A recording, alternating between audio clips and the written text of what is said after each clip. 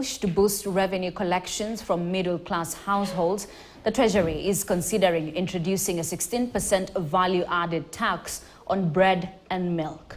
This is after the Treasury claimed that the current structure, where VAT on bread and milk is zero-rated, had failed to cushion the targeted poor households and instead benefited the middle class.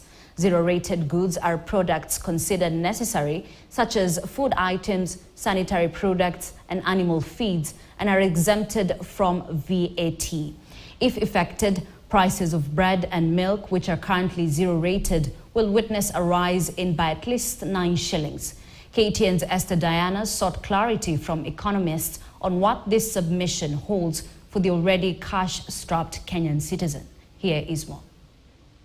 Brace for even tougher times ahead, because you might have to pay more for bread and milk, a staple breakfast consumed in many Kenyan households. This is if Treasury's consideration to introduce a 16% value-added tax on bread and milk goes through.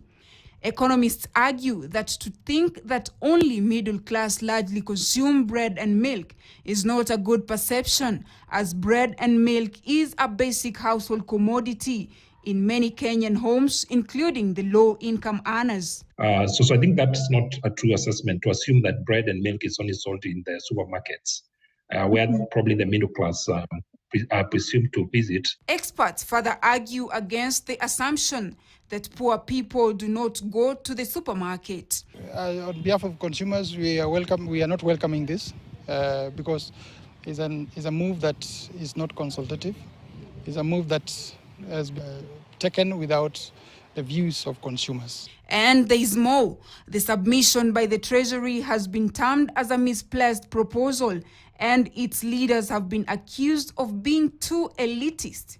Economists have questioned if the Treasury submission assumes that middle-income earners are not affected by policies or are not sensitive to prices. The leaders in Treasury seems to be so elitist that they don't seem to be in touch with the reality on the communities where we are living. Bread is very basic, and milk is very basic. Even in poor families, children take milk. So I think it's quite a bit of a misplaced proposal. But one of the key drivers of cost of living has been taxes on basic commodities. If VAT is added, the ripple effect is likely to be felt across households. Concerns now loom that people might turn from processed milk to local vending, which might be difficult to control on hygiene and quality. We have not had any avenue where the Treasury was seeking our advices. So that alone makes it illegal and suspicious. Kwa sababu sisi ni watu hapa tunakula hizi chakula na chai ya vibandani. Tunaona hiyo chai ikiongezwa ama mkate iwe shilingi 50, hakuna mtu ataweza kujimudu. Kwa hivyo maisha imetufinya na sisi tunalalamikia serikali. A possibility of mass layoffs stares the already stretched economy, experts have warned. Because ideally, Treasury should be equipped with the best economists. Treasury should be the institution that is driving policy or leading the policy and drive based on evidence. But we don't seem to be seeing that. From where we sit, we will work ahead of them to rally members of parliament, our legislators, to shoot it down. For a disruptive policy like taxing bread and milk, economists have urged Treasury to use accurate data.